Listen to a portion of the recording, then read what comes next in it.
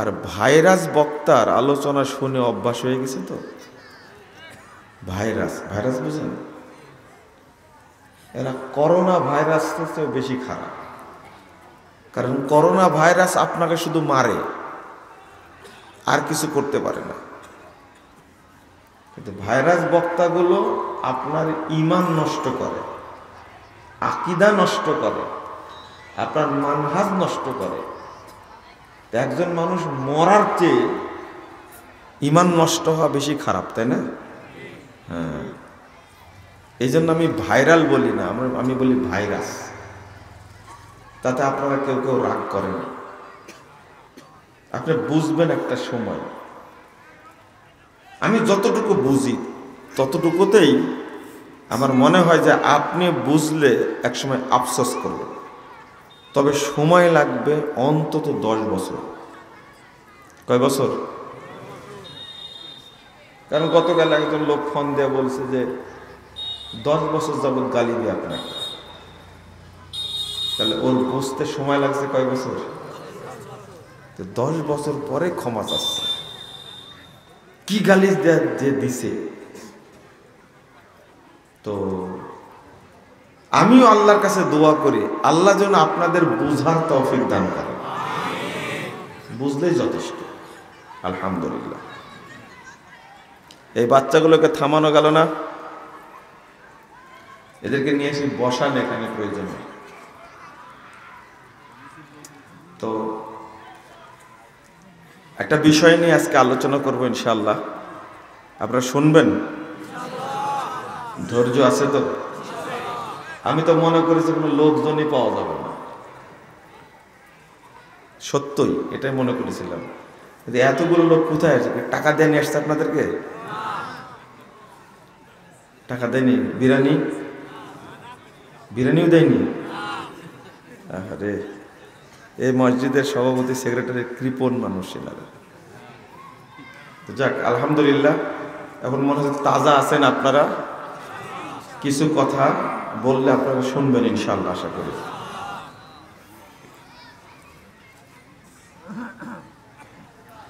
মিশ্রিত আকীদার পরিণাম মনে থাকবে কি? মিশ্রিত আকীদার পরিণাম। আল্লাহ বলছেন সূরা মাইদা 5 নম্বর আয়াত, ওমাই ইয়াকফুর বিল ঈমান ফাকাদ হাবিতা আমালু ওয়া হুয়া ফিল আখিরাতি মিনাল খাসিরিন। যে ব্যক্তি ঈমানের সাথে কুফরি করে, ঈমানের সাথে কুফরি করা যায়, কিন্তু আল্লাহ বলছেন করে।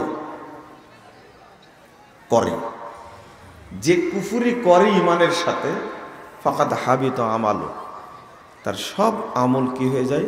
ধ্বংস হয়ে যায়, নষ্ট হয়ে যায়।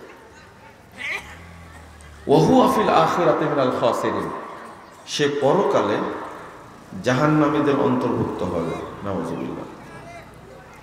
সূরা আনআম 82 নম্বর আয়াত আল্লাহ বলছেন, খুব ভালো করে শুনেন কথাটা, আল্লাযীনা আমানু ওয়া লাম ইয়ালবিসু ঈমানাহুম বিযুলমিন, যারা ঈমান এনেছে আর ঈমানের সাথে জুলুম মিশ্রিত করেনি, শিরক, কুফর, তাগুত, নিফাক মিশ্রিত করেনি, উলাইকা লাহুমুল আমনু ওয়া হুম মুহতাদুন। আল্লাহ বলছেন তাদের জন্য দুনিয়াতেও নিরাপত্তা আছে, পরকালেও নিরাপত্তা আছে, আর তারাই হলো হিদায়াত প্রাপ্ত। শুধু একটা শর্ত করেছেন, ঈমান এনে ঈমানের উপরে অটল থাকবে, আর ঈমানের সাথে মিশ্রিত করবে না শিরককে, কুফুরকে, নিফাককে, তাগুতকে মিশ্রিত করবে না। আল্লাহ বলছেন আমি তাকে দুনিয়াতে নিরাপত্তা দান করব, আমি তাকে পরকালে নিরাপত্তা দান করব।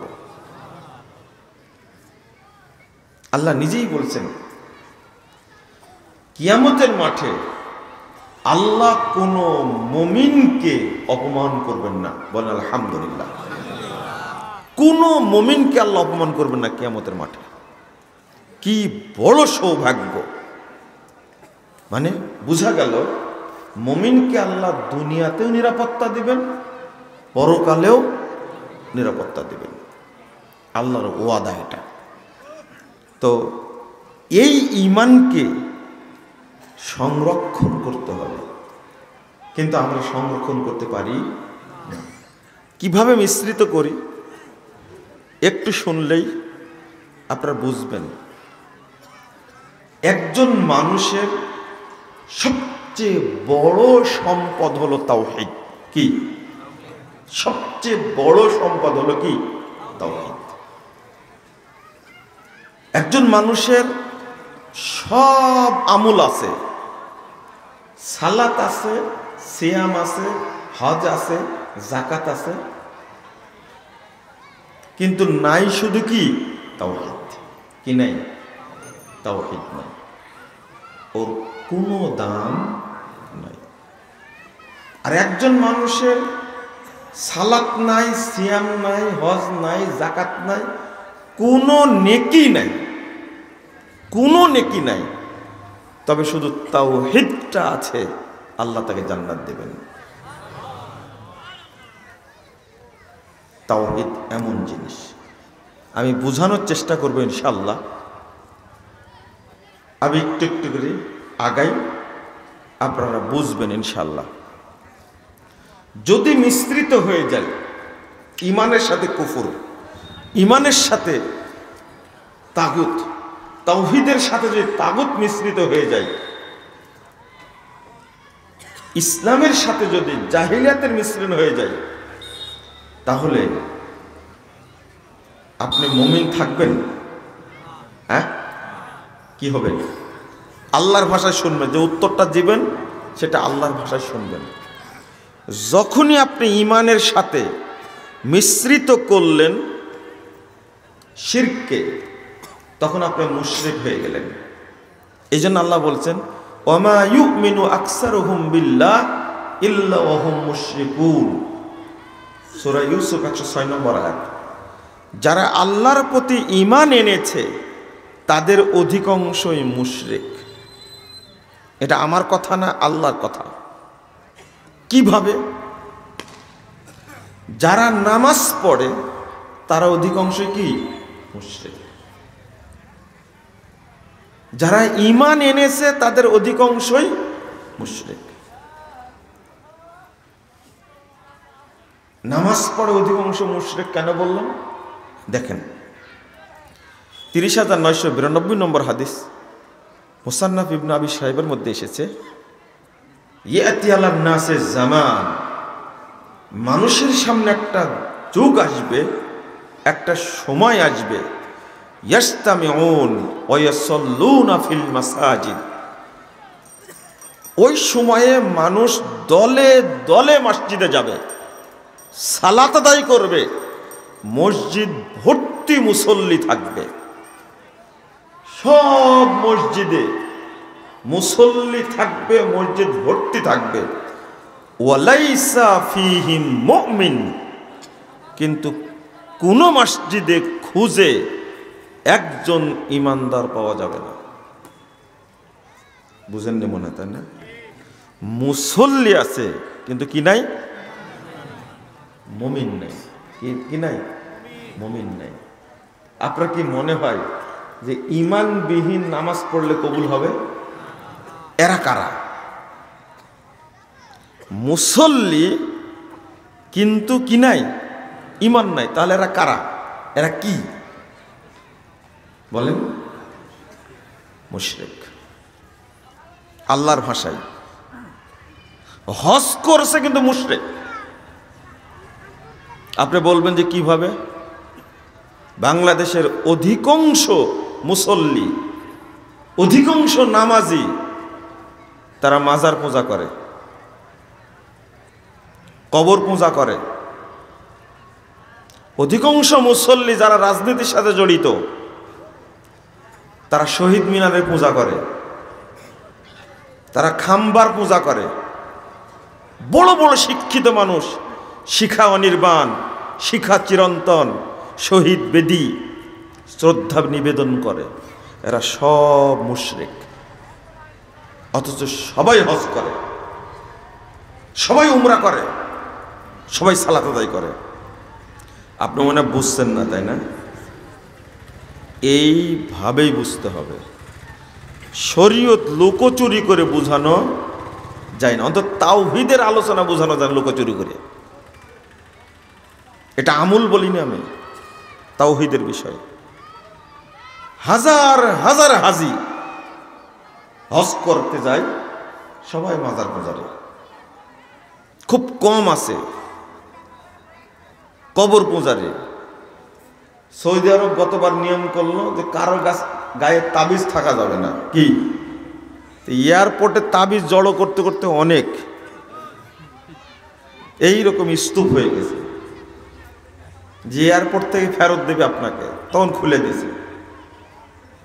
তাবিজ না থাকলে নাকি মরে যায়, কিন্তু ব্যাকুবরা হজ করে সবাই চলে আসছে, কেউ মরে না।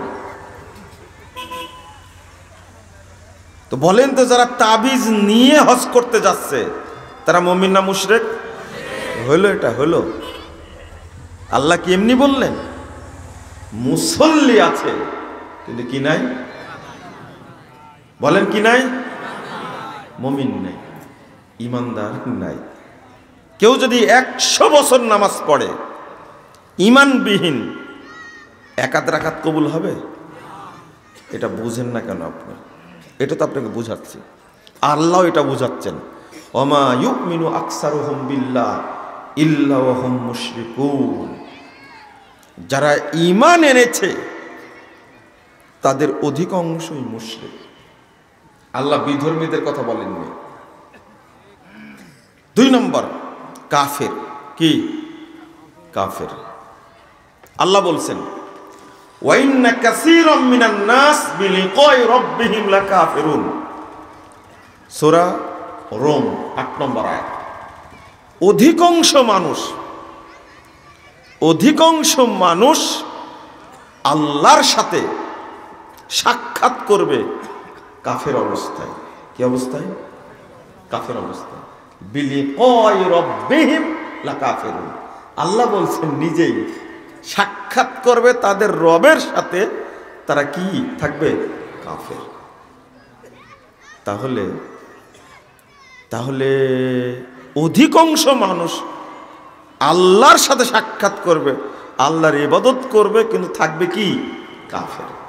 নাউযুবিল্লাহ, আস্তাগফিরুল্লাহ, আস্তাগফিরুল্লাহ। আল্লাহ বলছেন 117 নম্বর আয়াত সূরা মুমিনুন, ওমান ইয়াদউল্লাহা ইলাহান আখার মা আল্লাহি ইলাহান আখার লা বুরহানা লাহু বি ফাইন্নামা হিসাবুহু ইনদা রাব্বিহ ইন্নাহু লা ইফলিহুল কাফিরুন। যারা এক আল্লাহর সাথে, ভালো করে শুনেন তো কথাটা, অন্য আরেকজনকে অ্যাড করবে, ইসলামের সাথে আরেকটা ইজমকে অ্যাড করবে, দিনের সাথে আরেকটা দিনকে অ্যাড করবে, তাদের কিয়ামতের মাঠে কোনো দলিল থাকবে না। অর্থাৎ তাদের যত সৎ আমল আল্লাহ সব নষ্ট করে দেবেন। ওয়া ইন্নাহু লা ইফলিহুল কাফিরুন। আল্লাহ বলছেন এই কাফেরেরা কিয়ামতের মাঠে কখনো সফল হতে পারবে না। কাফের বলছেন সরাসরি। আল্লাহর সাথে অন্যকে অ্যাড করা মাত্রই সে কি হয়ে যায়? কাফের হয়ে যায়।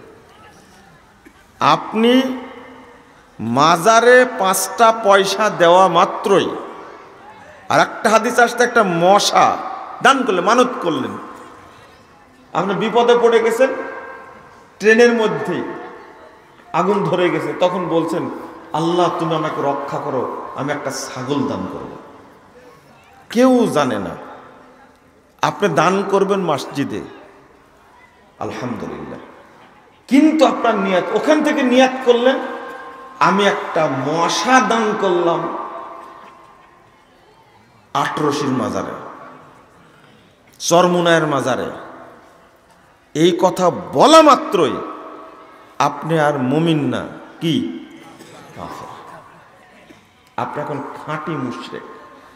মশা দ্বারা কোনো উপকার হয় এখনো বিজ্ঞান আবিষ্কার করতে, চাউল তো দূরের কথা, মশা বলে দিলেন বিপদে আছেন আপনি, বিমানে যশোর থেকে ঢাকায় যাচ্ছেন, যাওয়ার পথে বিমান এমন ঝাঁকুনি শুরু করে দিছে, তখনই মানত করে ফেলেছেন, আল্লাহ আমি যদি বেঁচে যাই তাহলে একটা মশা মানত করব শাহজালাল মাজারে। তাহলে কি হয়ে গেল? সাথে সাথে কি হবে? কাফের। এই যে পাগলা মসজিদ কিশোরগঞ্জে, মসজিদটা পাগলা এই জন্যই 3 মাস পর পরে সিন্দুক খুললেই 7-8 কোটি করে টাকা পাওয়া যায়। এখানে দান করে কারা? এই কথিত মুসলিমরা না? এই পাগলকে দান করলে ওর ঈমান থাকবে? কি হয়ে যাবে? আল্লাহর কথার সাথে মিলছে কিনা? ওয়াইন্না কাসীরাম মিনান নাস বিলিকাই রাব্বিহিম লাকাফিরুন। অধিকাংশ মানুষ আল্লাহর সাথে সাক্ষাৎ করবে কি অবস্থায়? কাফের অবস্থায়। আমি তারপরে আয়াতটা বললাম সূরা আল মুমিনুন 117 নম্বর আয়াত, অ্যাড করা যাবে না, অ্যাড করা যাবে না। বলেন আপনার কাছে শ্রেষ্ঠ দিন কি? আর কিছু? আল্লাহ বলছেন ফামাযা বাদাল হাক্কি ইল্লা দালাল। আরে হকটার পরে বাতিল ছাড়া কি থাকে? ইসলাম ছাড়া অন্য যত মতবাদ, ইজম, থিওরি, দর্শন, মাযহাব, তরিকা, ইজম সব কি বাতিল কিনা? আল্লাহ বলছেন আল্লাযীনা আমানু বিল বাতিল ওয়া কাফারু বিল্লাহ। সূরা আনকাবুত 52 নম্বর আয়াত, খুব ভালো করে শুনেন তো। আল্লাযীনা আমানু বিল বাতিল ওয়া কাফারু বিল্লাহ উলাইকা হুমুল খাসিরুন। যারা বাতিল জিনিসের প্রতি ঈমান আনবে এবং আল্লাহর সাথে কুফরি করবে তারা জাহান্নামে যাবে। আবার শোনেন, তাহলে বাতিলকে আপনি মানলেন কেন? কেন ইসলামই মানবেন আপনি? আল্লাহ কতবার বলছেন শোনেন, জটিল ব্যাপার। আপনাকে মাজার পূজা বুঝাতে পেরেছি এজন্য ছাড়ছেন, কবর পূজা বুঝাতে পেরেছি এজন্য ছাড়ছেন, আপনাকে তাবিজের পূজা বুঝাতে পেরেছি এজন্য ছাড়ছেন, কিন্তু তাগুতের পূজাটা আপনাকে বোঝাতে পারেন, এই জন্য ছাড়তেও পারেননি। আসলে তাগুতের উপরে আলোচনা করলে ওকে জেলে যাওয়াই লাগবে, এটা কিন্তু সুন্নাহ। কি সুন্নাহ? যাওয়াই লাগবে। এই জন্য পৃথিবীর অধিকাংশ নবী রাসূল কি জেল খাটছেন? পৃথিবীর অধিকাংশই যারা বড় বড় মুহাদ্দিস উলামায়ে কেরাম তারা কি খাটছেন? জেল খাটছে। যাওয়াই লাগবে। তাগুত এমন জিনিস কোন সরকার এটাকে গ্রহণ করতে পারবে না। সৌদি আরবের রূপকার যাকে বলা হয় মুহাম্মদ বিন আব্দুল ওহাব, তিনি শুধু কয়েকটা পৃষ্ঠার একটা বই লিখেছিলেন, আল উসুলুস সালাসা, 3টা মূলনীতি। এই তাগুতের বিরুদ্ধে লেখার কারণে মোহাম্মদ বিন আব্দুল ওহাবকে জেল খাটতে হয়েছে, দেশ থেকে তাড়িয়ে দিয়েছে, কিন্তু আল্লাহ তার দাওয়াতি কবুল করেছেন। তিনি অবশেষে সৌদি আরবের তাওহীদের রূপকার হয়ে ভূষিত হয়েছেন, আলহামদুলিল্লাহ। কিন্তু তাকেও জেল খাটা লাগছে, কয়েক পৃষ্ঠার বই। এই তাগুতটা আপনারা বোঝেন না, কারণ হলো জানলেও কেউ আলোচনা করতে চায় না। কিন্তু এটা করে কোনো আলেম করে, ও কি মন্ত্রী হওয়ার জন্য করে না তো। আমার একটা বই বাজারে বের হয়েছিল, ভ্রান্তির বেড়া জালে একামতে দিন। ভ্রান্তির বেড়া জালে 13 সালে প্রকাশ পাওয়ার সাথে সাথে বেশি দিন টাইম লাগেনি, 14 সালে 7 নভেম্বর আমি গ্রেফতার হয়েছি। সব তাগুতের সাথে কারা জড়িত সবগুলো আমি সিরিয়াল উল্লেখ করে দিয়েছি। কারা ধর্মের নামে ব্যবসা করছে। কিন্তু আমি কি মন্ত্রী হওয়ার জন্য লিখছিলাম, এমপি হওয়ার জন্য? না না না, এগুলো কোনোদিন মাথায় চিন্তাও আসেনি, আসবেও না ইনশাল্লাহ কোনোদিন। এই কাঁথা সেলাই করে কোনো লাভ নেই। কথা বুঝতে পারলেন তো? কেন আমাকে জেলে যেতে হলো? আমি তো বোমা মারিনি। কারণটা কি? তাগুত বলতে আপনারা বুঝেন দেখে। এখন ডক্টর ইউনূস সাহেব আছেন, যতদিন আছেন ততদিন একটু ওয়াশ করি, এরপরে আবার যা তাই, আবার যখন হয়ে যাবে আলোচনা করলেই ফোন দেবে কর্তৃপক্ষ আছে, তাড়াতাড়ি বন্ধ করেন আলোচনা। ওই যে আপনার খেতাগুলো আছে না, ফোন দেবে তাড়াতাড়ি বন্ধ করেন আলোচনা। এখন অন্তত আলোচনা বন্ধ করবে না, গ্রেফতারও সম্ভাবনা নাই, তবে যদি করে আপত্তিও নাই, আলহামদুলিল্লাহ। কিন্তু বুঝাতে তো হবে। আল্লাহ বলছেন, ওয়ামান ইয়াকফুর বিত্তাগুত ওয়া ইউমিন বিল্লাহ ফাকাদ ইসতামসাকা বিল উরওয়াতিল বুসতা লা ইনফিসামা লাহা। এই তাগুতের বিরুদ্ধে সংগ্রাম করার জন্যই আল্লাহ পৃথিবীতে প্রত্যেক নবী পাঠিয়েছেন। আলেম সাহেব আপনি বলেন না কেন, আপনি জীবনে কয়দিন তাগুতের উপরে আলোচনা করেছেন আমাকে বলেন তো? জীবনে কয়টা খুতবা তাগুতের উপরে দিয়েছেন আপনি বলেন তো দেখি? আপনাকে কোনোদিন আলোচনা করতে শুনলাম না মান তাআল্লাকা তামিমাতান ফাকাদ আশরাকা, যে তাবিজ বাঁধলো শরীরে সে শিরিক করলো। এই হাদিসটা জীবন অনুবাদ করতে শুনলাম না কেন আপনাকে? হাদিস তো হাদিসের পাতায় আছে, আপনি কেন এটা করলেন না?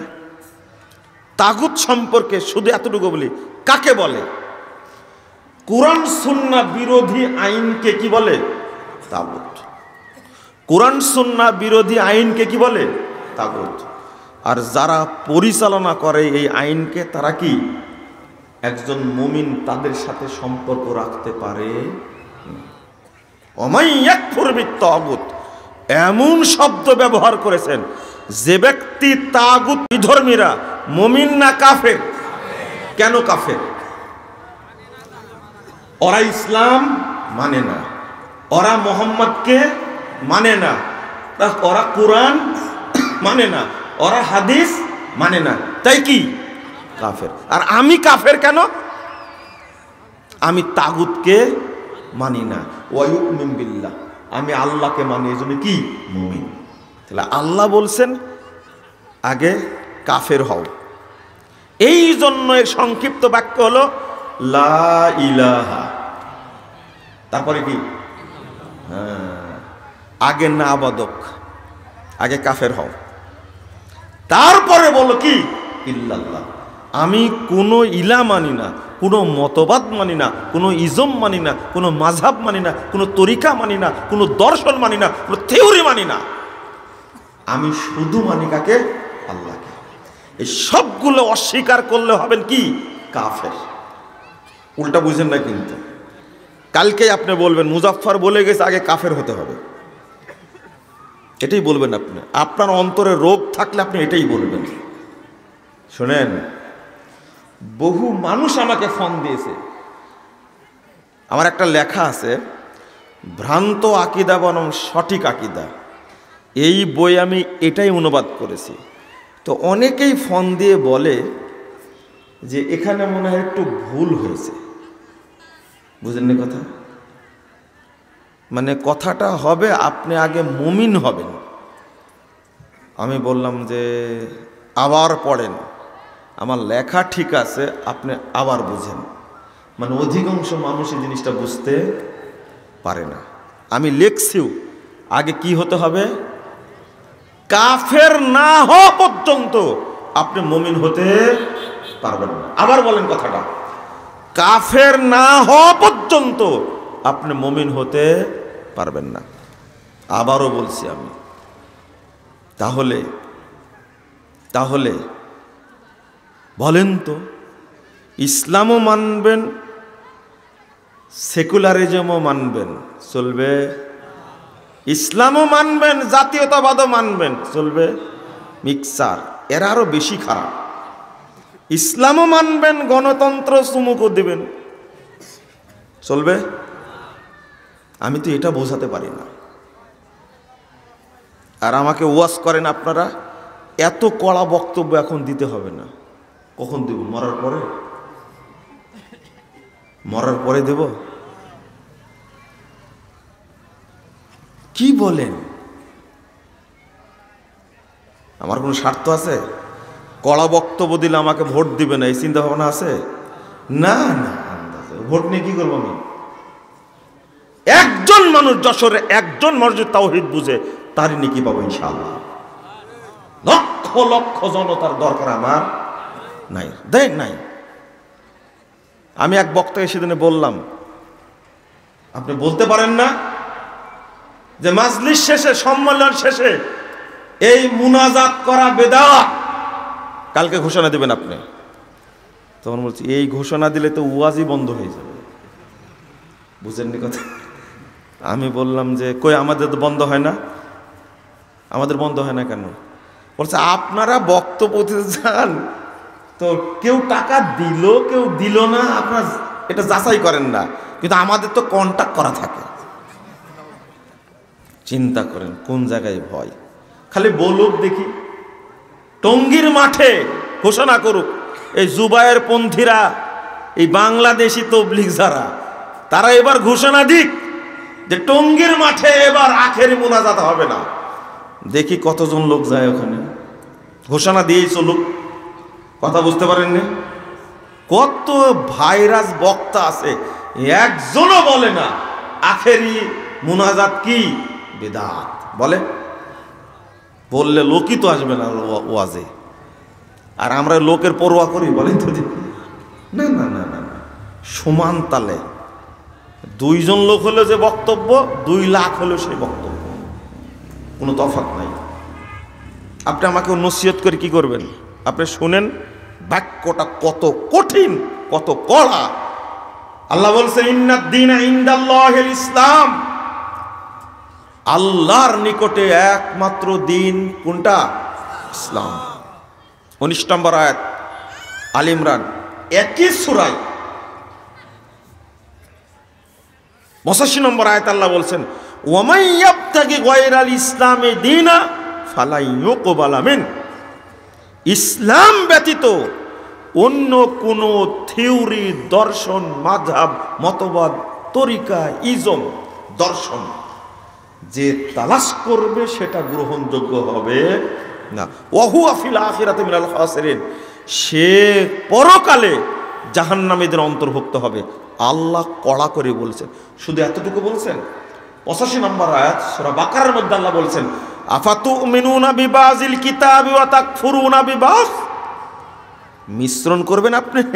আল্লাহ বলছেন কিতাবের কিছু মানবে আর কিছুকে ছাড়বা।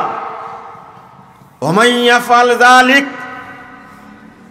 ফামা জাযাউ মান ইয়াফআল যালিক ইল্লা খিজুন ফিল হায়াতিদ দুনিয়া ওয়া ইয়াউমাল কিয়ামাতি ইরদ্দুনা ইলা আশাদ্দিল আযাব।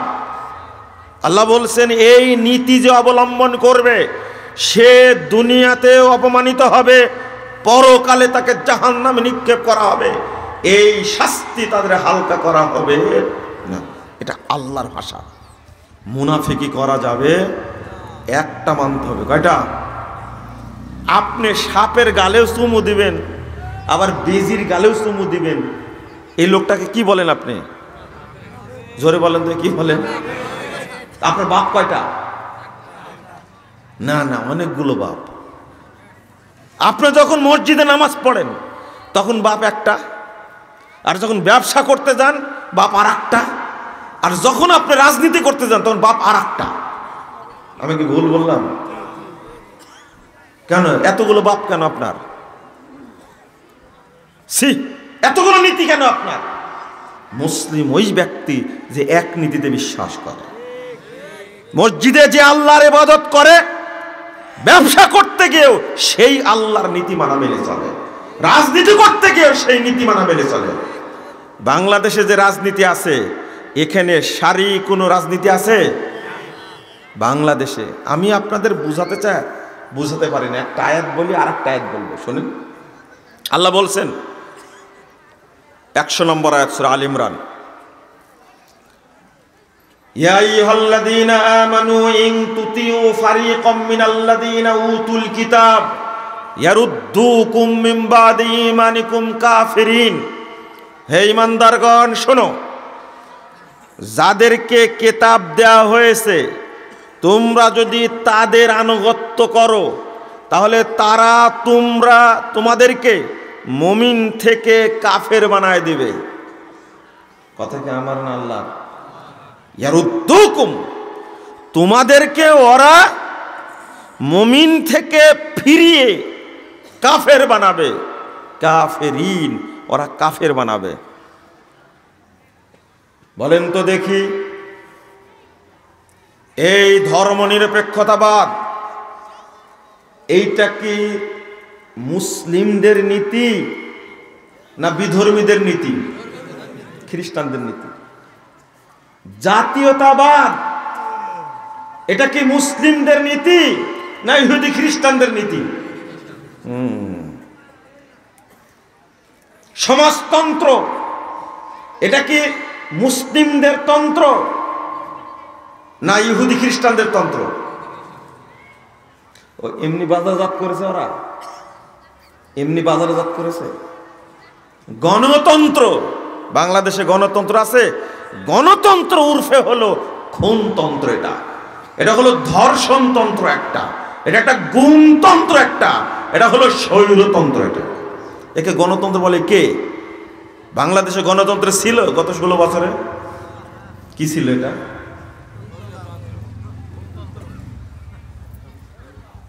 ধর্ষণতন্ত্র। এটা কত মহিলা ধর্ষণ হয়েছে।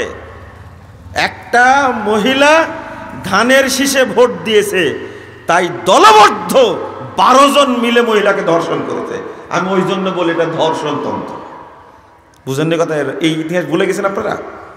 সি সি সি, লজ্জা শরম হায়া আপনাদের কিছুই নেই। এটা হলো খুনতন্ত্র, এটা হলো স্বৈরতন্ত্র। আমেরিকাতেও কি গণতন্ত্র আছে? এদের ট্রাম্পকে বিজয়ী করলো কে? কেন রিপোর্ট দেয়নি? ইন্ডিয়াতে কি গণতন্ত্র আছে? এই মোদি, এই কসাইয়ের বিচার আল্লাহ করবেন ইনশাআল্লাহ। আল্লাহ একে ধ্বংস করবেন ইনশাআল্লাহ। ও টিকতে পারবে না। ও রিপোর্ট বের হয়েছে যে 3টা নির্বাচনে প্রধানমন্ত্রী হয়েছে, 3টাতেই কাটছুপি করে সে হয়েছে। আমি বলছি ওই দেশেও কি নাই? গণতন্ত্র নাই, সব হলো ধোঁকাতন্ত্র। কি তন্ত্র? ধোঁকাতন্ত্র। এটা আপনি মুসলিম, ইসলাম থাকতে আপনি কেন এই সমস্ত ধর্ষণ তন্ত্রের চিন্তা করেন? আপনি লজ্জা শরম নাই আপনাদের? নাই, শরম লজ্জা নাই। কি করেছেন? একজন বলছেন আমাকে, মুজাফফর সাহেব আকীদার মানহাজের ওয়াজ কতদিন করবেন? আমি বললাম যে কেন? কখন এমপি মন্ত্রী হবেন, রাষ্ট্র চালাবেন? আমি বললাম যে কত সুন্দর চালালেন আপনারা 16টা বছর, চালায় এখন দৌড়াবেন, লুকাবেন, সেই ইঁদুরের গর্ত খুঁজে পাচ্ছেন না আপনারা। তো 16 বছরে এই তন্ত্র করে কি লাভটা হলো আপনার? আপনারা কি বুঝতে পারছেন কথা? 16 বছর এই চাকরি করে, খেতাগিরি করে দল ধ্বংস হয়েছে, আদর্শ ধ্বংস হয়েছে, নেতাকর্মী ধ্বংস হয়েছে, দলনেতা পালাই গেছে। বুঝেননি কথা? এই কাজ করে লাভটা কি? আর একটা দল বিএনপি, তারা নাকি খালি স্বৈরাচারী তাড়ায়। এইরকম একটা দল, আমি তাদেরকেও বলি একটু আপনাদের মধ্যে বোধোদয় হোক, কি করলেন এটা করে? একটা 80 বছরের একটা মহিলা অসুস্থ অবস্থায় বাড়ির মধ্যে থাকে, জেলখানার মধ্যে রাখে, তাকে চিকিৎসার জন্য দেশের বাইরে নিয়ে যাবে, মানে পাসপোর্টটাই উদ্ধার করতে পারলো না। ফখরুল সাহেবের নামে মাত্র 750 মামলা। তাই এই কাঁথা সেলাই করে আপনারা কি করলেন? কথা বুঝেননি? জামাত ইসলামের ভাইয়েরা কি পরিশ্রমটা করছেন, কি পরিশ্রম করছেন। ডাকা ডাকা নেতাকে দিনে দুপুরে ফাঁসিতে ঝুলায়া শেষ করে দিছে। কিচ্ছু করতে পারেননি আপনারা, কিছু করতে পারেননি আপনারা। কি করেছেন? যদি প্রত্যেক থানায় থানায় বেরিয়ে প্রত্যেক থানা থেকে মাত্র 300 করে মানুষ শহীদ হতে পারতেন, কিছু করতো? 300 না, 800, কেউ বলছে 1600, জুলাই থেকে নিয়ে 36শে জুলাই পর্যন্ত, 5 আগস্ট পর্যন্ত, এই কয়েকদিনে কেউ বলছে 800 আর কেউ বলছে 1400 1500 জন মেরে দিয়েছে। মারাও শেষ, কি বিদাও শেষ। কিছু করতে পারেননি, উদ্ধার পেতেন না। এই বাচ্চারা যদি মাঠে না নামতো পেতেন, এটা তো সবাই স্বীকার করে না? কে পারবে? এরকম রেকর্ড আছে? কোন নেতা কোন কর্মীর রেকর্ড আছে আবু সাইদের মতো বুক পেতে দাঁড়াতে পেরেছে? পেরেছে কেউ? এর নাম চেতনা। দল করে চেতনা হয় না, মনে রাখবেন কথা। বিপ্লব আলাদা জিনিস। আমি বলছি যে বিষয়টা আবার শোনেন, যে কাজটা করলে, আচ্ছা একটা প্রশ্ন করি আপনাদেরকে, বর্তমানে কোন পেশায় জড়িত হওয়া সবচেয়ে লাভবান বলেন তো? হ্যাঁ না, লজ্জা শরম আপনাদের নয়, বুঝে গেছে। আমি একটা জিনিস এখানে বুঝাবো, এই জন্য টুকা দিলাম আপনাদেরকে। সত্য করে আবার চিন্তা করে বলেন তো, সবচেয়ে ভালো ভদ্র পেশা কি? ধর্ম ব্যবসা না, হলো না। হ্যাঁ, পীরের ব্যবসা। আপনারা বলেন, আমিও তো বলে দিচ্ছি আপনাদের সাথে, মানুষ শুনছে, লাইভ হচ্ছে কিন্তু সব শুনছে। সবচেয়ে ভদ্র মানুষ যেটা মনে করে বর্তমান প্রেক্ষাপটে, কোন কাজটা, পেশাটা, পেশা বলেছি কিন্তু, কোন পেশাটাকে মানুষ ভালো পেশা মনে করে? রাজনীতি কি? ব্যবসা, তাই না? আপনি মনে হয় ব্যবসা করেন নাকি? না না না, আমি বলেছি সবচেয়ে ভালো ব্যবসা মনে করে ন্যায় নীতি। আচ্ছা হলো না না না, সবচেয়ে ভালো পেশা মনে কর। আমরা যখন বিশ্ববিদ্যালয়ে পড়তাম তখন সবার টার্গেট ছিল ব্যাংকে চাকরি করব। কোথায়? এবং হয়েছেও তাই, হয়েছে তো। আমার অনেক বন্ধু আরবি সাহিত্যে পড়াশোনা করলেও ব্যাংকার অনেকে, তারা আমার বক্তব্য শুনে হাসবে হয়তো না, অনেকেই ব্যাংকার। এবং আমার অন্য অন্য ডিপার্টমেন্টে যারা পড়াশোনা করেছে, আমাদের যারা সাথী, ক্লাসমেট বা ব্যাচমেট যারা ছিল, তারা অনেকেই ব্যাংকে, মানে তখন ঢেউ চলছিল একটা কি, ব্যাংকে চাকরি করব।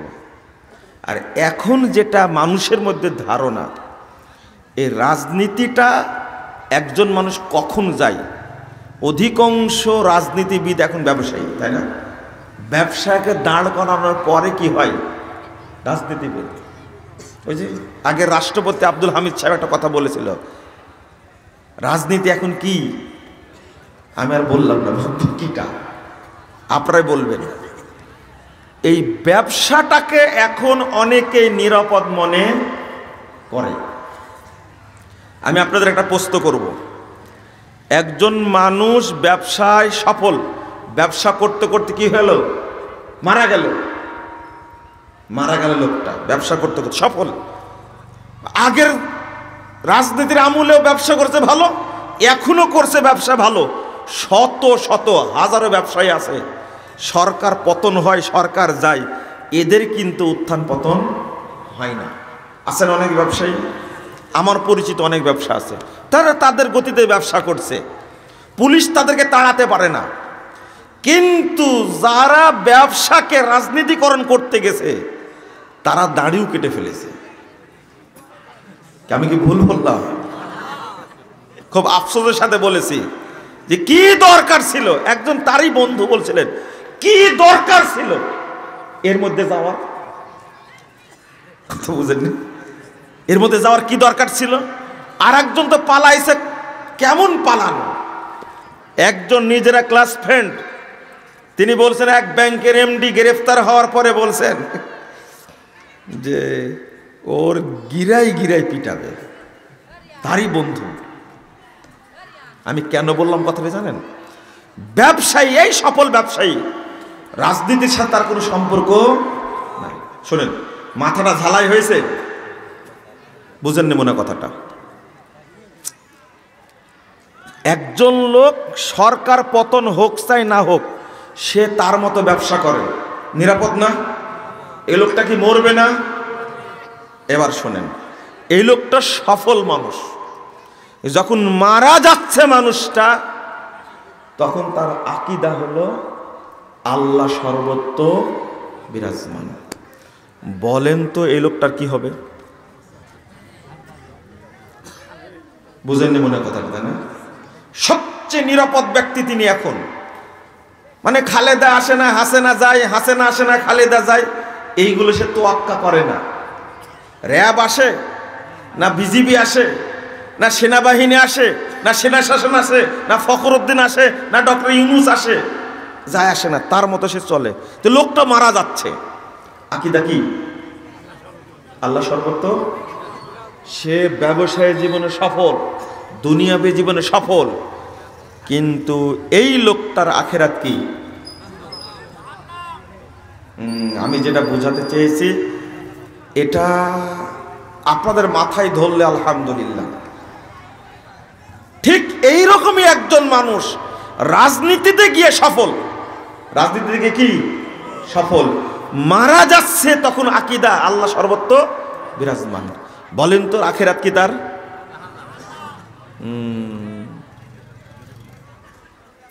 এর নাম হলো কি? আকীদা। এই সফলতা মূল সফলতা না। ব্যবসা নিয়ে যেতে পারবে না, টাকা পয়সা নিয়ে যেতে পারবে না, রাজনীতি করেছে, প্রতিষ্ঠান করেছে, নেতা হয়েছে, অনেক কিছু করেছে, কিচ্ছু যাবে না তার সাথে। যাবে তার সাথে কি? আকীদা। এইটাকে সে রেখে যেতে পারবে না। রাসূল সাল্লাল্লাহু আলাইহি ওয়াসাল্লাম বলছে, ইউবআসু কুল্লু আবদিন আলা মা মাতা। প্রত্যেক বান্দা যে আকীদা নিয়ে মারা গেছে, তাকে ওই আকীদার উপরেই উঠানো হবে। বলেন নাউযুবিল্লাহ, আস্তাগফিরুল্লাহ। সহিহ মুসলিমের হাদিস। আপনি এখান থেকে বাঁচতে পারবেন না। আল্লাহ রাসূল বলেছেন, ইউবআসু কুল্লু আবদিন না ইহশারুন নাস আলা নিয়াতিহিম। প্রত্যেক মানুষকে তার নিয়াতের উপরে কিয়ামতের মাঠে উঠানো হবে। আল্লাহ রাসূল বলছেন, ইউবআসুন নাস আলা নিয়াতিহিম। প্রত্যেক মানুষকে কিয়ামতের মাঠে উঠানো হবে তার নিয়াতের উপরে। যদি ভিতরে সমাজতন্ত্রের ভালোবাসা থাকে তো সেইভাবে উঠবে, ওর অন্তরে যদি গণতন্ত্রের ভালোবাসা থাকে সেটা নিয়ে উঠবে, ওর মধ্যে যদি ধর্মনিরপেক্ষ মতবাদের ভালোবাসা থাকে সেটা নিয়েই উঠবে, ওর মধ্যে যদি জাতীয়তাবাদের ভালোবাসা থাকে সেটা নিয়েই উঠবে। এখান থেকে কেউ বাঁচতে পারবে না। সব ফেলে যাবে, কিন্তু নিয়ে যাবে তার কি? আল্লাহ রাসূল পরে বলছেন, আল মুমিনু আলা ঈমানিহি ওয়াল মুনাফিকু আলা নিফাকিহি। মুমিন উঠবে ঈমান নিয়ে, মুনাফিক উঠবে নিফাক নিয়ে। আল কাফিরু আল মুমিনু আলা ঈমানিহি ওয়াল কাফিরু আলা কুফরিহি।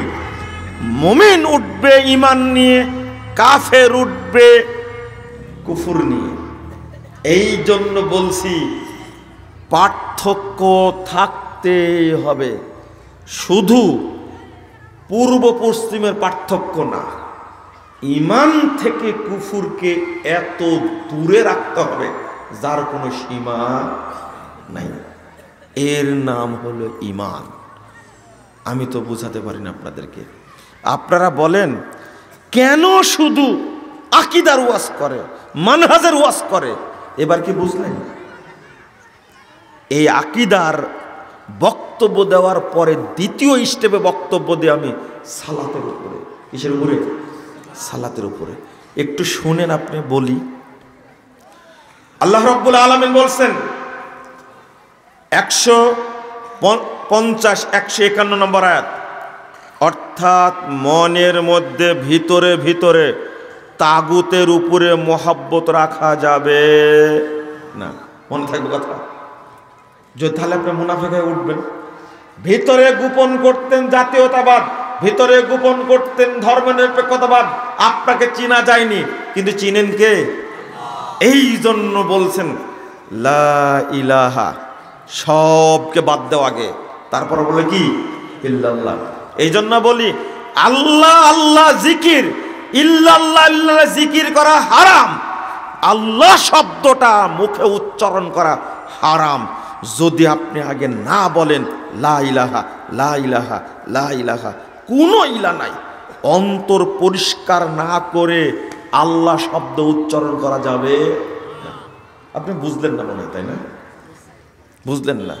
আরে একজন লোকের গায়ে তাবিজ আছে, তাই আল্লাহর নবী তাকে কালেমা পড়াননি। মনে আছে না আপনাদের হাদিসটা?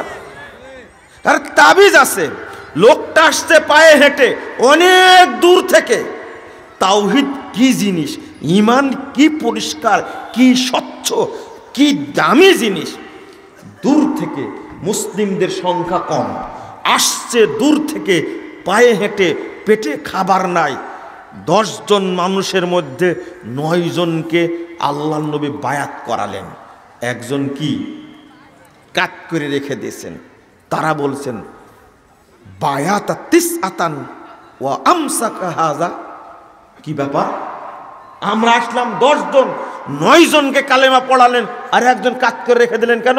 ও তো আসছে কি, ও নবীর মহব্বতে আসেনি, কোরআনের মহব্বতে আসেনি, ইসলামের মহব্বতে আসেনি, রেখে দিল কেন? রাসূল সাল্লাল্লাহু আলাইহি ওয়াসাল্লাম বলছেন ইন্না আলাইহি তামিমা, ওর শরীরে তাবিজ বাঁধা আছে। এটা কি রাসূল জানেন? এটা কি রাসূল জানেন? কে বলে দিয়েছেন? একজন। এরপরে আল্লাহ রাসূল বলছেন যখনই বলল তার শরীরে তাবিজ বাঁধা আছে, ফাআদ খালাইয়াদাহু, ভিতরে হাত ঢোকা দিলেন। ফাআদ খালাইয়াদাহু, শরীরের ভিতরে হাত ঢোকা দিলেন। ফাকাতাহু, অতঃপর ছিঁড়ে ফেললেন। ফাবায়াহুন নবী সাল্লাল্লাহু আলাইহি ওয়াসাল্লাম, এরপরে তার কালেমা পড়া বায়াত নিলেন।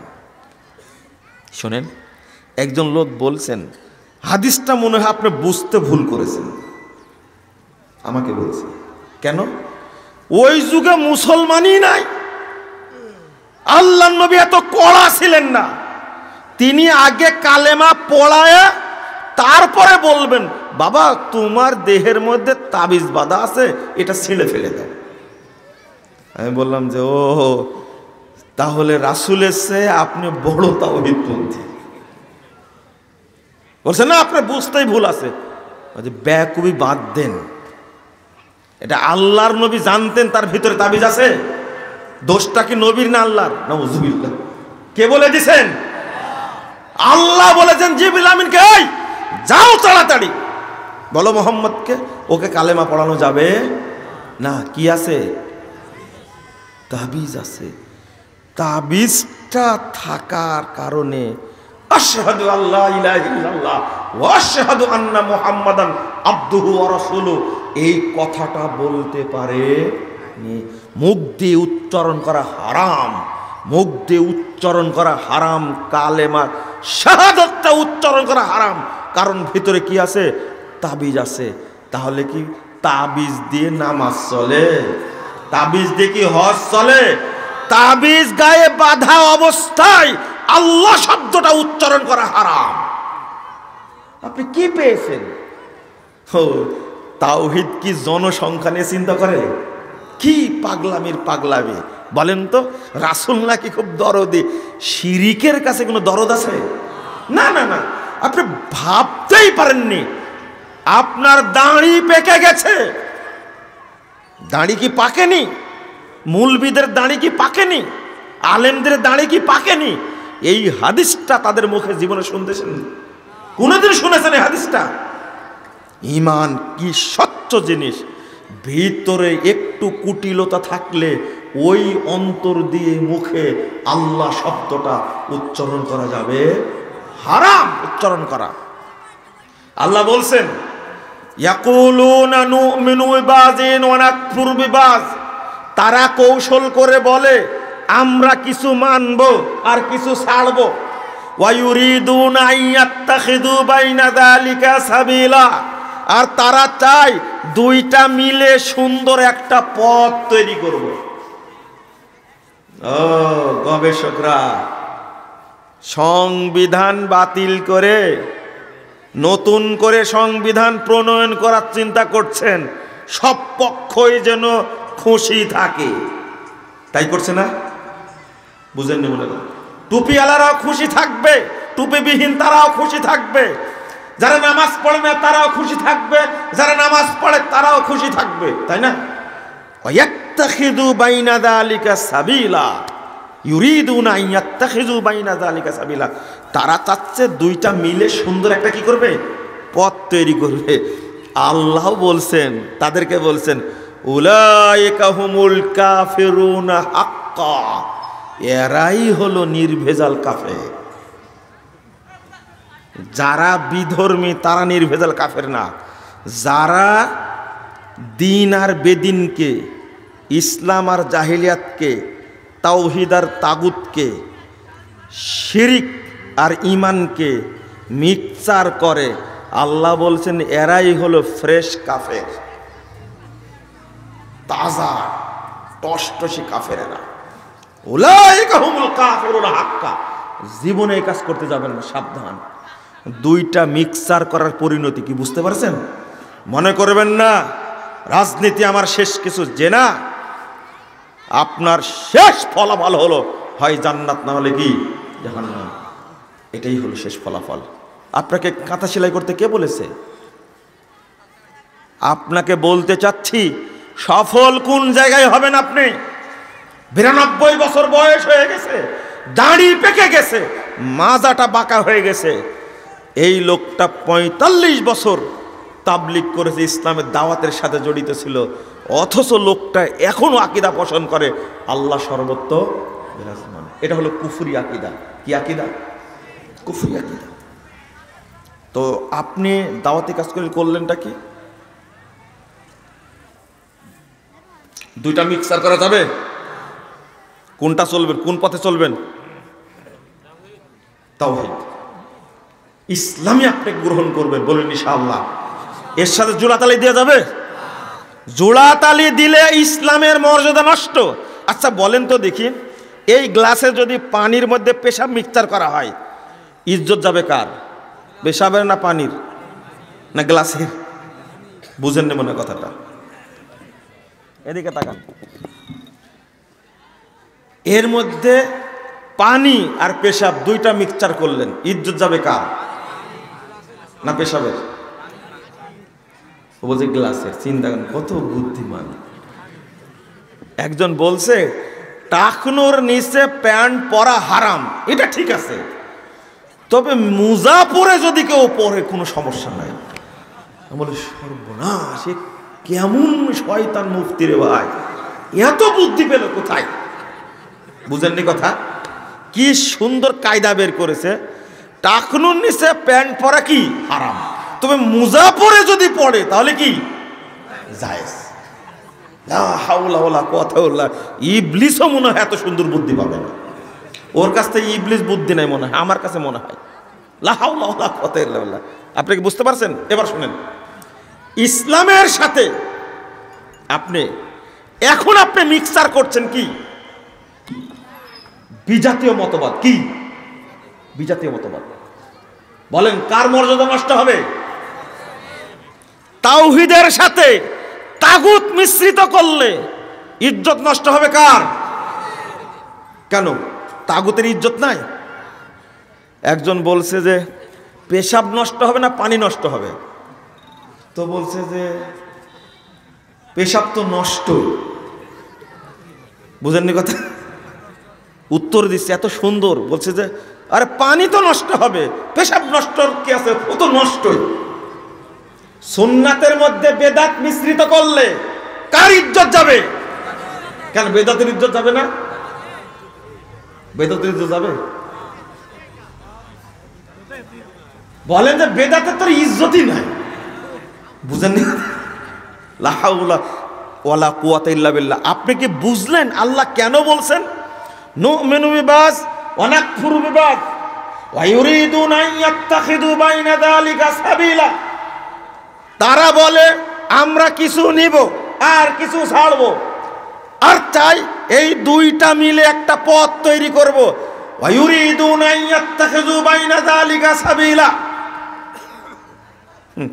দুইটা মিলে একটা পথ তৈরি করবে। আল্লাহ বলছেন উলাইকা হুমুল কাফিরুনা হাক্কা, এরাই হলো নির্ভেজাল কাফের, একবারে হক কাফের। এরা হক কাফের, বুঝতে পারছেন? একবারে ফ্রেশ কাফের এরা। কেন বললেন বিধর্মীরা ফ্রেশ কাফের না? আল্লাহ বলছেন এই দুইটা মিলে মিক্সচার করার কারণে আল্লাহ বলছেন এরাই আসল কাফের।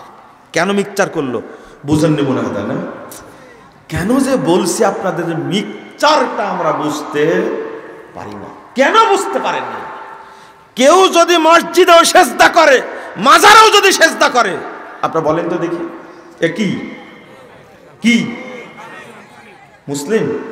কি শুধু কাফের? ওটা আটকা মুনাফিক। মুসলিমের মাথা নত হবে কোন জায়গায়? আল্লাহর সামনে। মাজারে কেন নত হবে? পীরের সামনে কেন নত হবে? খানকায় কেন তার মাথা নত হবে? বুঝেননি কথা? ও তো মুনাফিক, শুধু কাফের না, টাটকা মুনাফিক একটা। তুমি দান করবে আল্লাহর কাছে, আল্লাহর নামে সবকিছু হবে। তোমার স্রষ্টা কে? আল্লাহ। তুমি মানুষকে ভক্তি করতে যাও কেন? এই তাওহীদ আর তাগুত না বুঝাতে পারলে আমরা ব্যর্থ, পুরোটাই ব্যর্থ। আজকে সময় এসেছে বুঝার, আপনাকে বুঝতে হবে এটা আমাদের টার্গেট জান্নাত। কি টার্গেট? মুহাম্মদ সাল্লাল্লাহু আলাইহি ওয়াসাল্লামের কাছে দেখেন তো, মুহাম্মদ সাল্লাল্লাহু আলাইহি ওয়াসাল্লামের কাছে প্রস্তাব নিয়ে আসছিল না? কি প্রস্তাব নিয়ে আসছিল? আচ্ছা আপনাদের যদি এখন বলা হয়, একটু শুনেন তো, একটু শুনেন। ঠিক আছে, এতদিন তো সবাই রাষ্ট্র চালাইছে, ডক্টর ইউনূস সাহেব প্রস্তাব দিল যে এবার আহলে হাদিসরা চালাক। কি আপনারা দায়িত্ব নিবেন না? নিবেন না? নিবেন না? সত্য কথা বলেন, একটু দেখাই দিবেন না? নিবেন না? কেন নিবেন না? এটা উত্তর দেওয়া লাগবে। নিলে সমস্যা কি? শোনেন শোনেন শোনেন, আল্লাহর নবী এত মার খাচ্ছেন, পিটনি খাচ্ছেন, সাহাবীরা অত্যাচারিত হচ্ছেন, মক্কা থেকে হিজরত করে হাবশায় চলে গেছেন, মক্কা থেকে হিজরত করে মদিনায় চলে যাচ্ছেন। এই মুহূর্তে এসে 14 জন মানুষ বসে পরামর্শ করে, এখন কয়জন? 21 জন, তাই না? উপদেষ্টা কয়জন? 21 জন। 14 জন পরামর্শ করে এসে বলছে আল্লাহ নবীকে, শোনো শোনো মুহাম্মদ, শোনো,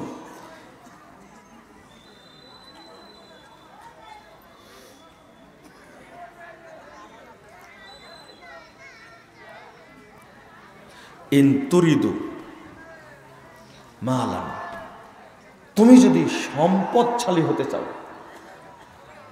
জামানা আমওয়ালানা হাত্তা তাকুনা আকসারানা মালান, তাহলে আমরা আমাদের সবার সম্পদ এক জায়গায় করে তোমাকে দিয়ে দেব, অতঃপর তুমি মক্কার সবচেয়ে বড় ধনী হয়ে যাবে। ওয়াইন তুরিদু শারাফা, আর তুমি যদি নেতা হতে চাও, সাওয়াদনাকা আলাইনা, তাহলে তোমাকে আমরা নেতা বানাবো। ওয়াইন তুরিদু মালিকা, আর তুমি যদি শাসক হতে চাও, মালাকনা আলাইনা হাত্তা লানাক্তা, আমরা দোনাক, তাহলে তোমাকে আমরা রাষ্ট্রনায়ক বানাবো, মরা পর্যন্ত এই পদ থেকে তোমরাকে সরাবো না। প্রস্তাবগুলো খারাপ ছিল না ভালো ছিল? উত্তর দেন ভালো করে। শুধু ওয়াজ করে গেছেন মাদানী সাহেব, ডক্টর রেজাল করিম মাদানী সাহেব, ওয়াজ কিন্তু করে গেছেন। হ্যাঁ, আমার ওয়াজ করা কাজ না, আমার হলো ওয়াজ করা কাজ। কি করা? আপনি ফজিলত শুনতে চাচ্ছেন আপনার কাছে? আমার কাছে ফজিলত শুনতে আসছেন? না, তো ফজিলতের ব্যবসা আমি করি না।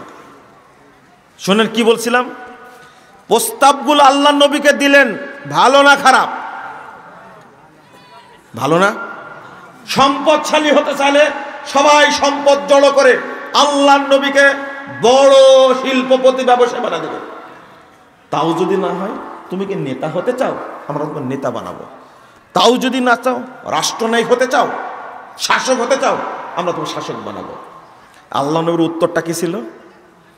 আল্লাহ রাসূল সাল্লাল্লাহু আলাইহি ওয়াসাল্লাম বলেছেন, মা বিমা তাকুল মা জিতু বিমা জিতুকুম বি, আমি যে দিন নিয়ে এসেছি তার সাথে তোমাদের প্রস্তাবের কোনো সম্পর্ক। এখন যদি ইসলামী দলগুলোকে দিতে চাই, আপনারা একটু চালান তো, নিবে না? নিবে না? আগে থেকে হা করে আছে। শোনেন একটু শুনে, এটা একটা বড় এলেম আছে, এর মধ্যে বিশাল এলেম আছে। নবী মুহাম্মদ সাল্লাল্লাহু আলাইহি ওয়াসাল্লামের উপর অত্যাচার হচ্ছে, সাহাবীরা মারা যাচ্ছে, খেতে পাচ্ছে না। আবু বকরকে পিটানো হলো, হারামের সামনে পিটানো হলো, আল্লাহর নবীর উপরে অত্যাচার করা হলো, কাবা ঘরে সেজদা দিতে দিচ্ছে না। উতবা বিন আবি মুঈত বদমাশ এসে আল্লাহর নবীর গলায় চাদর পেঁচে ধরে চিপিয়ে মারতে চাইলো, গলার উপরে বসে গেল সেজদা অবস্থায়। আবু জাহাল গাং এসে ভুঁড়ি চাপিয়ে দিল। এত অত্যাচার রে ভাই! এই অবস্থায় প্রস্তাব দিচ্ছে, আল্লাহর নবীর ডাইরেক্ট জবাব, তোমাদের প্রস্তাবের সাথে আমার দাওয়াতের কোনো সম্পর্ক স্পষ্ট। কেন? অথচ এই মানুষটা যখনই মদিনায় গেলেন তখন রাষ্ট্রনায়ক হয়ে গেলেন না? মক্কায় নিলেন না, মদিনায় নিলেন কেন? ও বুঝেননি? কত সুন্দর! মোহাম্মদ যদি হন প্রেসিডেন্ট, প্রধানমন্ত্রী হবে আবু জাহাল। কি ভুল? অর্থমন্ত্রী হবে উবাই বিন খালাফ। ভুল বললাম? স্বরাষ্ট্রমন্ত্রী কে হবে? স্বরাষ্ট্রমন্ত্রী হবে উতবা ইবনে আবি মুঈত। ধর্মমন্ত্রী হবে আবু বকর। কি ভুল বললাম আমি? কি রাষ্ট্র ব্যবস্থা দারুণ চলবে না? হ্যাঁ, দারুণ চলবে না? বিমানের পাখা, রেলগাড়ির চাকা, ট্রাকের বগি, ইঞ্জিন হলো মোটরসাইকেলের। কি ইঞ্জিন হলো এটা? কি গাড়ি হলো এটা? পৃথিবী একটা নাম দেন আপনারা, একটা সুন্দর চলবে না? তাওহীদ আর তাগুতের মিশ্রণ চলবে, আপোষ। কাকে চালাবে এসে?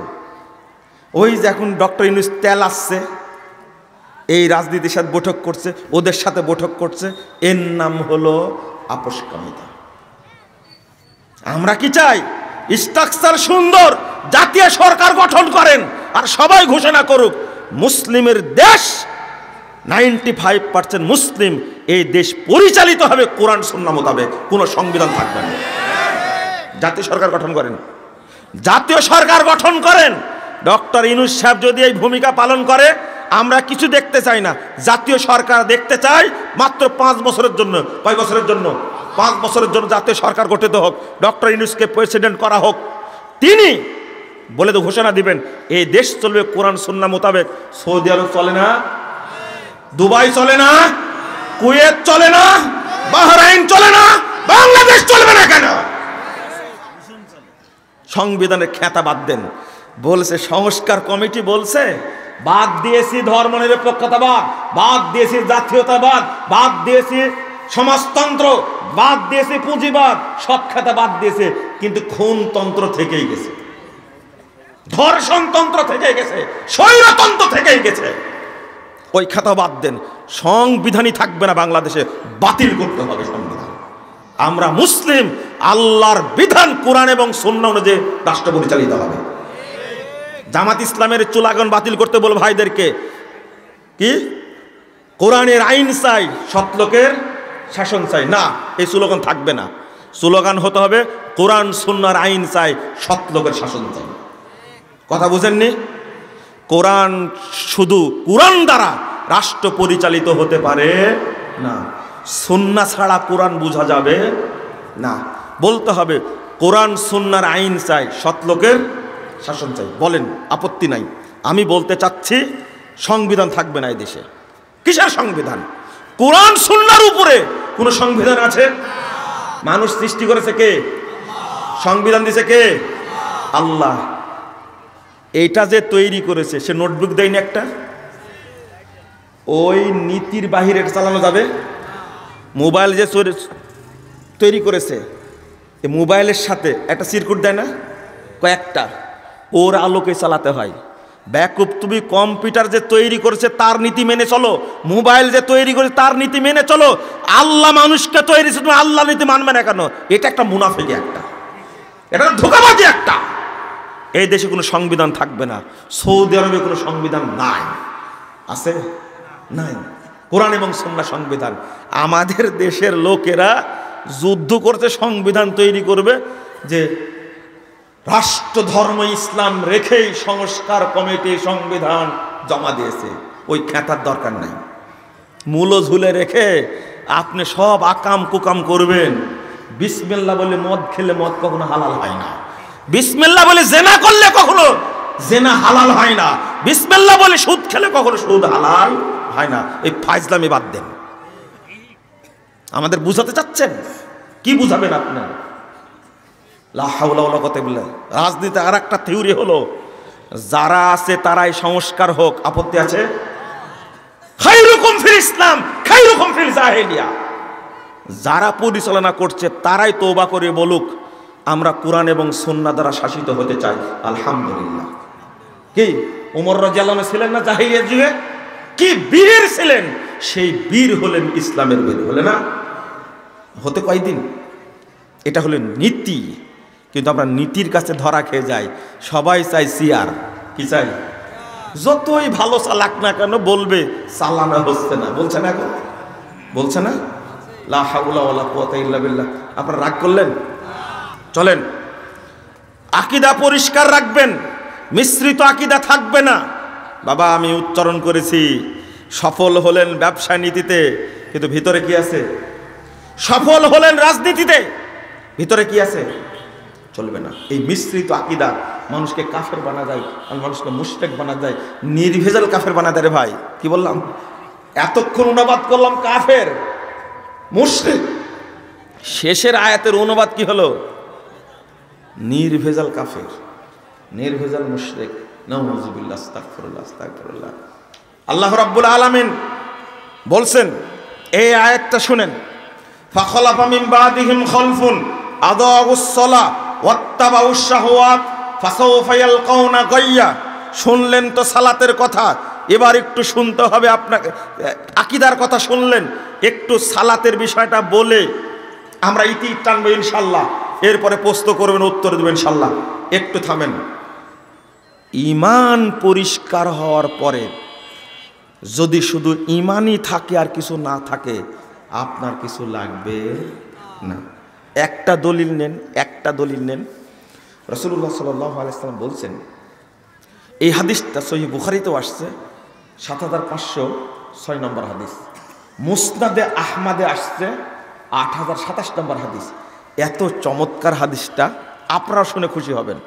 দুইটা হাদিস বলবো, তাহলে ছোট ছোট করে বলি। একটা হলো, আল্লাহ রাসূল বলছেন, ক্বালা রাজুলুন লাম ইয়ামাল হাসানাতান কত। একজন ব্যক্তি মারা যাওয়ার সময় বলছে, যে লোকটা একটাও নেকির কাজ করেনি, কি একটাও, লাম ইয়ামাল হাসানাতান কত। দেখেন সহিহ বুখারীর ইবারত, একটাও নেকি নাই, কি নাই, একটাও কি নাই, নেকি নাই।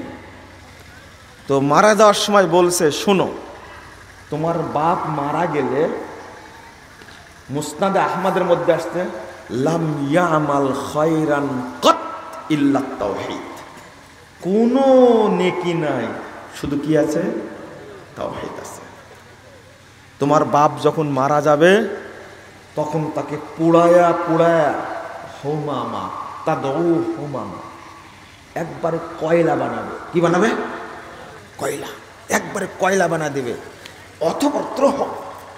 অতঃপর তোমরা তাকে যাতাই পিষবে, পিষে ছাতু বানাবে। আর যেদিন ঝড় হবে ওই ঝড়ের মধ্যে এই ছাতু কি করবে, ছাইকে কি করে দেবে, উড়াই দেবে। আপনি কি বুঝতে পারছেন ভাষাটা কি বলছে? পোড়ায়া পোড়ায়া কি বানাবে, কয়লা। কয়লাকে কি করবে, যাতাই পিষবা। ব্লেন্ডার কথা বুঝেন তো, পিষবা। যেদিন ঝড় হবে ওই ঝড়ের মধ্যে উড়াই দেবা। কারণ কি জানো, লাইন কাদার আল্লাহ আলাই, যদি তোমাদের বাপকে ধরতে পারে আল্লাহ, লা ইউআযযিবান্নাহু লা ইউআযযিবু আহাদাম মিনাল আলামিন, জগতে আমাকে যত শাস্তি দিবেন এত শাস্তি পৃথিবীর কেউ পাবে না।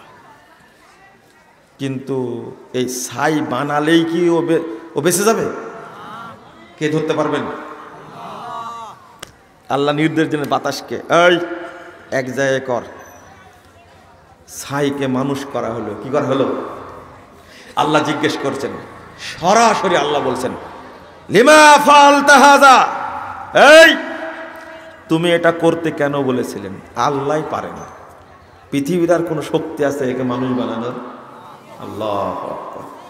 তাও আপনি বুঝেন না, ওই জন্য হিন্দুরা পোড়ায়,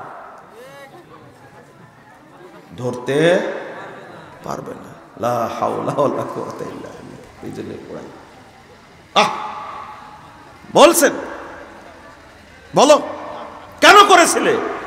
বান্দার উত্তর কি দেখেন, মিন খাশিয়াতিকি ইয়া রব, হে রব আপনার ভয়েই করেছি, ওয়া আনতা আ'লাম, আমার চেয়ে আপনি ভালো জানেন কেন করেছি।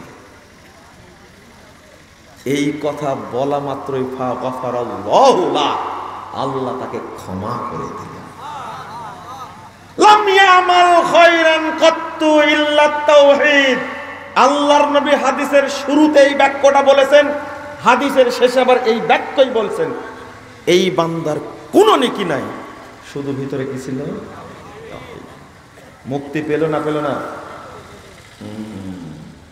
আল্লাহ তাওহীদকে কত দাম দেন, আর আপনার কাছে তাওহীদের 5 পয়সা দাম নেই। তাগুতের দাম বেশি, তাগুতের দাম বেশি। আর একটা, মন খারাপ করেন না, আর একটা, এইভাবে তো কেউ বলে না, রাগ করছেন মনে হয়, তাই না? বলে না, শুনেন একটু। তাওহীদ থাকলে আল্লাহ যেন জান্নাত দেয়। রাসূল সাল্লাল্লাহু আলাইহি সাল্লাম বলেছেন, তিরমিজি 3395 নম্বর হাদিস, হাদিসের সনদ সহিহ, একটু শুনে নেন। ইন্নাল্লাহা সাইয়ুখাল্লিসু রাজুলান আলা মিন উম্মতি আলা রুসিল খালাইক, আল্লাহ নবী বলেছেন, আমার উম্মত তোমরা শুনো, আল্লাহ রাব্বুল আলামিন একজন ব্যক্তিকে আলাদা করে ডেকে নেবেন কিয়ামতের মাঠে। একজন ব্যক্তিকে আমার উম্মতের মধ্যে থেকে ডেকে নেবেন, নেওয়ার পরে ফায়ানশারু আলাইহি 99 সিজিল্লান, তার সামনে আল্লাহ খুলে দিবেন 99টা খাতা, 99টা খাতা। কুল্লু সিজিল্লিন মিসলামাদ দাল বাছার, আল্লাহ নবী বলছেন প্রত্যেকটা খাতা এত বড় হবে, ডানে বামে সামনে তার চোখ যত দূর যাবে এক একটা খাতা তত বড় লম্বা হবে। আল্লাহ বলবেন, আলাকা উজরুন তুনকিরু শাই, বান্দা দেখো তো এই খাতার মধ্যে যা লেখছে, জলামা কাতাবাতে আল মুহাফিজুন, আমার লেখকরা কি তোমার উপরে জুলুম করেছে? দেখো তো, দেখো, তোমাকে সুযোগ দিলাম, দেখো। 99টা খাতা খুলে দেবেন আল্লাহ, সবই পাপ, কোনো নেকি। ইন্না লিল্লাহি ওয়া ইন্না ইলাইহি রাজিউন। বান্দা বলছে, লা ইয়া রাব, আমার প্রতি কোনো জুলুম করা হয়নি। আল্লাহ বলছেন, ওয়া ইন্না লাকা আজরুন ইনদি, তোমার একটা নেকি আমার কাছে আছে, কিন্তু খাতায় নেই। আল্লাহু আকবার। আল্লাহ কি করতে পারেন? খাতায় নাই, আল্লাহ কি করে রাখছেন? জমা করে রাখছেন। আল্লাহ রাব্বুল আলামিন তাকে বলবেন, এই চিরকুটটা ধরে রাখো। একটা বিতাকা দিবেন, ছোট্ট চিরকুট দিবেন আল্লাহ রাব্বুল আলামিন। যখন নেকি আর পাপ মাপা হচ্ছে, তখন সব পাপের পাল্লায় উঠে বসেছে, পাপের পাল্লা ভারী হয়ে গেছে। নেকির পাল্লায় কি? জিরো, কিচ্ছু নাই। আল্লাহ বলছেন, ওহজুর রোজনাক, তোমার চিরকুটটা হাজির করো। ওই যে দিলাম না, চিরকুটটা হাজির করো। আল্লাহু আকবার। তখন বান্দা বলছে, মা হাদিহিল বিতাকা ওয়া মা হাদিহিল সিজিল্লাহ। আল্লাহ আপনি কি বলেন? এই চিরকুট, 90টা খাতার পাপ, এর সাথে কি তুলনা হয়? আল্লাহ বলছেন, লা যুলমা লাকাল ইয়াউম, এই বান্দা শোনো, আজকে তোমার উপরে কোনো জুলুম করা হবে না। আমি তোমার সাথে কি ঠাট্টা করছি? আল্লাহু আকবার। চিরকুটটা নেকির পাল্লায় রাখা মাত্রই নেকির পাল্লা ভারী হয়ে যাবে। কি লেখা ছিল? এতক্ষণ কি বুঝালাম? লেখা ছিল কালেমা তাওহীদ কোনটা, কালেমা শাহাদাত কোনটা? আশহাদু আল্লা ইলাহা ইল্লাল্লাহ ওয়া আশহাদু আন্না মুহাম্মাদান আবদুহু ওয়া রাসূলুহু। এইটাই তার বাকি ছিল, চিরকুটে লেখা ছিল। এটা রাখা মাত্রই নেকির পাল্লা ভারী হয়ে গেছে। তাওহীদের দাপট, তাওহীদের মর্যাদা আমি আর কিভাবে বুঝলালে আপনি বুঝবেন? আল্লাহ বান্দার সাথে কি করেন দেখেন, কি মজার ব্যাপার। 3470 নম্বর হাদিস সহিহ বুখারীর মধ্যে এসেছে, আল্লাহ রাসূল বলছেন, একজন মানুষ 99 জন লোককে হত্যা করেছে, তার কোনো নেকি নাই, বাঁচার চেষ্টা করছে। একজনকে বলল, এই গ্রামে যাও। গেছে, এক দরবেশের কাছে গেছে। কার কাছে? দরবেশ হলো বোকা, বলছে আমি তো 99 জন মানুষকে হত্যা করেছি, আমার কোনো বাঁচার পথ আছে? আল্লাহ তুমি আর বাঁচতে পারবে না। ওকে মারছে। কয়জন হলো? 100 জন। আলেমের কাছে গেছে, আলেম বলছে, তখন আলেম বলছে, যাও ওই গ্রামে যাও। ঘুরতেই ওখানে পড়ে মারা গেছে, ঘুরতেই পড়ে মারা গেছে। ও না বিসদ্রি, মরার সময় তার বুকটা এইভাবে নাওয়া বিসদ্রি নাহুয়াহা। আল্লাহ নবী বলছেন যে মরতে গিয়ে ওই দিকে যাবে তো বুকটা একটু ঠেলে দিচ্ছে, ওখানেই পড়ে আছে, তাই না?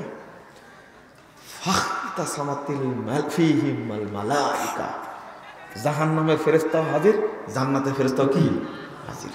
দুইজনের দ্বন্দ্ব। বলছে আমরা নিয়ে যাব, বলছে আমরা নিয়ে যাব। পেঁয়াজ বাঁধলো না? আল্লাহ বলছে কিসু বাইনা হুমা, ঠিক আছে মেপে দেখো তো কোন দিকে বেশি চলে গেছে। কে বলছেন? আল্লাহ। এবার বলছেন, এই জমিনকে বলছেন তাবাদি, যা দূরে চলে যায়। ওই গুনাম বলছেন তাকা রবি, তুই কাছে আয়। সুবহানাল্লাহি ওয়া বিহামদিহি। কে বলছেন? জমিন ফেরেশতার কথা সরবে? আল্লাহ তাআলা বলছেন তাবাদি, যা তুই দূরে চলে যা। আর এই যে গ্রামে আলেম আছে ওকে বলছে তাকা রবি, তুই কাছে চলে আয়। মেপে দেখছে আধাত এদিকে চলে গেছে, অথচ মরেছে ওই জায়গাতে। বুঝেননি কথা? কে করলেন এটা? কিসের বিনিময়ে? তাওহীদ। আমি বোঝাতে পারবো না আপনাদেরকে। আল্লাহ নবী যেভাবে বলেছেন আমি আপনাদের বুঝালাম, কিন্তু বাংলাদেশে তাওহীদই নাই, নামাজ আছে। কি আছে? নামাজ আছে, নামাজ পড়া শুধু। তাওহীদ না থাকলে নামাজ পড়ে যে গুল্লাই যাবে এটা কেউ বুঝে না। অ্যাকাউন্ট বুঝেন? অ্যাকাউন্ট বুঝেন? আকীদা মানে হলো অ্যাকাউন্ট। আপনার ছেলে আমেরিকায় থাকে, টাকা পাঠাচ্ছে কিসে? অ্যাকাউন্ট আছে আপনার?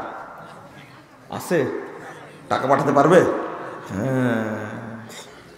আর কি খুলতে হবে?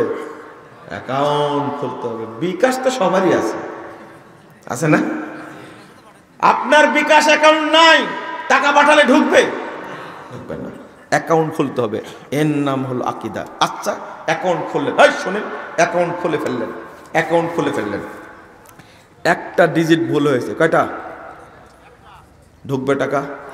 কিয়ামত পর্যন্ত কি করতে হবে? সংশোধন করতে হবে, তারপর ঢুকবে।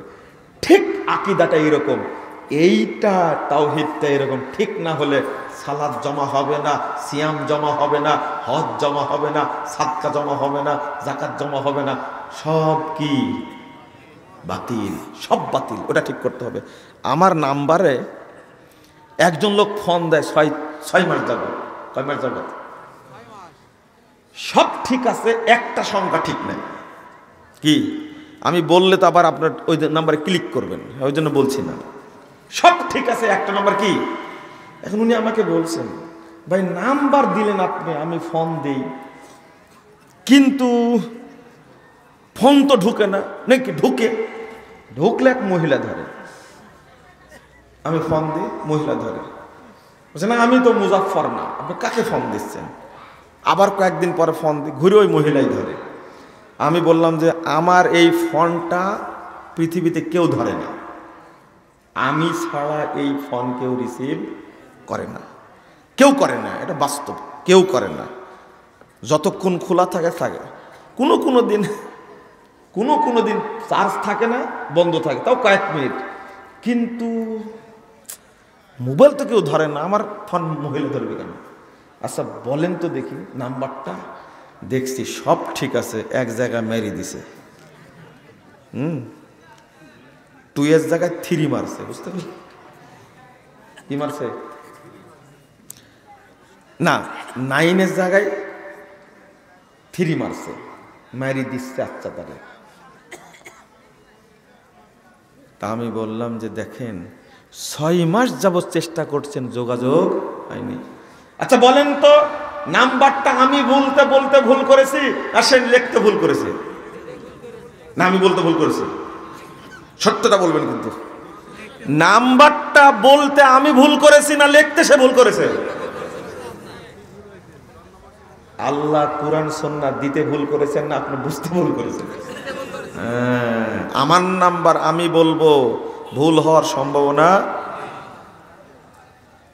2002 সালের নাম্বার এটা, 2 সাল কি 3 সালের ভুলে গেছি আমি নাম্বার। আমি টিপতে গিয়ে ভুল করবো কি? আমি বলতে গেলে ভুল করা আছে? সম্ভাবনা নাই, করতে পারি, সম্ভব নীতি বলে না এটা। কিন্তু আপনি লিখতে কি করেছেন? ভুল করেছেন। 6 মাস যাবত যোগাযোগ হয়নি, নাম্বার নেওয়ার পরেও। তো আকীদাই যদি ভুল হয়, এই নাম্বার ভুলেও তো ঢুকতে পারে একবার, বুঝলেন? ভুলেও তো একবার ঢুকতে পারে, মানুষের তৈরি করা, তাও ঢুকাতে পারেনি। আর এই আকীদা কার সাথে জড়িত? আল্লাহর সাথে নির্ভেজাল। এখানে একটু ত্রুটি হলে আমল জমা হবে না। সালাত, আল্লাহ রাসূল সাল্লাল্লাহু আলাইহি সাল্লাম বলছেন, সালাত তো আপনারা বুঝবেন না, একটা কথা বলি তাহলে বুঝবেন হয়তোবা। জেলখানায় একজন ব্যক্তি আটক ছিলেন, নাম আল্লামা দেলাওয়ার হোসেন সাঈদী রহিমাহুল্লাহ। আপনারা দীর্ঘ 13 বছর জেলখানায় রেখে রেখে মানুষটাকে এতই কষ্ট দিলেন, 61 জন মানুষ, আপনারা কিছুই মনে করলেন না যে তার কোরআন তেলাওয়াত কণ্ঠে যে জাদু, হাজার হাজার মানুষটাকে তার ভক্ত, কিন্তু কাঁথাও সেলাই করতে পারেননি তাকে মুক্তির জন্য। পারছেন? এত ভক্তদের কি হবে? একজন বলছেন, ইমাম বুখারী যদি আজকে হতো তাহলে আমি তাকে নিরাপত্তা দিতাম। আমাদের বদনাও দিতেন না আপনি, বদনাও দিতেন না আপনি, যে পেশাব করে এসে বদনাটা দিতেন না আপনি। অত সহজ না, মুখ দিয়ে বলা যায় অনেক কথাই। দেলাওয়ার হোসেন সাঈদী রাহিমাহুল্লাহকে আপনার দেশের মানুষ বলে জানেন। কি করেছেন আপনি তার জন্য? 2013 সালে 25 ডিসেম্বর তিনি আমার কাছে একটা পত্র লেখেন। একটা বই আমরা লিখছি, জাল হাদিসের কবলে রাসূল সাল্লাল্লাহু আলাইহি ওয়াসাল্লামের সালাত। এই বইটা তিনি জেলখানায় পড়েছেন, পড়ে আমার কাছে 9 পৃষ্ঠার একটা পত্র দিয়েছেন। পত্রের শিরোনাম দিয়েছেন, ভুল সংশোধনে সফলতা আছে, ব্যর্থতা নেই, লজ্জারও কিছু নেই। আবার শোনেন, শিরোনামটা হলো ভুল সংশোধনে সফলতা আছে, ব্যর্থতা নেই, লজ্জারও কিছু নেই। লেখলেন পত্র, পেলাম আমি, পড়ে কাঁদলাম যে 9 পৃষ্ঠা লেখলেন সালাতের উপরে, কিন্তু দেখা তো হয়নি কোনোদিন তার সাথে, তাই না? আল্লাহ হয়তো বললেন যা দেখা করে আই। পরের বছর 7 নভেম্বর গ্রেফতার হয়ে একবারে কিভাবে আল্লাহ মিলাই দেন, 56 জন আসামি প্রিজন ভ্যানে ঢুকাইছে। কয়জন? 4টা জেলখানা আছে কাশিমপুর কারাগারে। 55 জনকে দিল 2 কারাগারে, 4 আর 2। হ্যাঁ, 3টা মোনা মহিলা। 1 নম্বর কারাগারে দিল আমাকে। ওখানেই ছিলেন আল্লামা দেলোয়ার হোসেন সাঈদ রাহিমাহুল্লাহ। গেছি যখন, সন্ধ্যায় গেছি, যেতে যেতে মাগরিব পার হয়ে গেছে, মাগরিবের মতো হয়ে গেছে।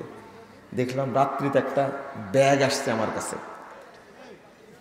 ব্যাগের মধ্যে একটা পাঞ্জাবি, একটা গেঞ্জি, একটা পায়জামা, বিস্কিট, আপেল, বেদানা দিয়ে পাঠাইছে। ছোট্ট করে লেখা আছে আরবিতে, হাদিয়াতুম মিন সাঈদি। তখন আমি বুঝলাম যে মনে হয় এই কারাগারেই আছে।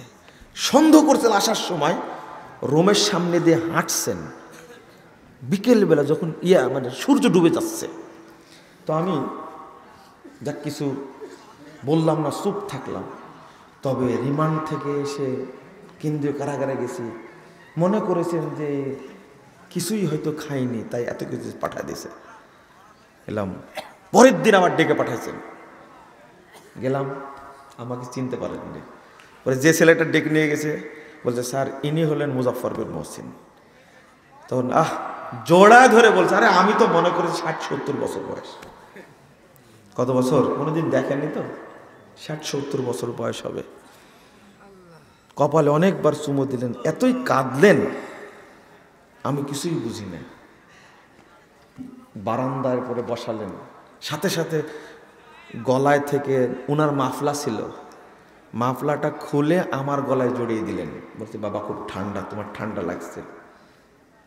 বারান্দায় বসায় বাচ্চা ছেলের মতো নিজ হাতে বিস্কুট খাওয়ালেন আমাকে। আপনি বলবেন এখন যে আপনি সাঈদী সাহেবের এত সম্মান করছেন, এত প্রশংসা করছেন, জ্বলতেছে আপনার? জলে একটু জলে, তাই না? আচ্ছা, এই বয়সে এইরকম আদর আপনাকে পেয়েছেন? শ্বশুর জীবনে খাওয়াই দিছে আপনাকে? শ্বশুরে খাওয়ায়নি।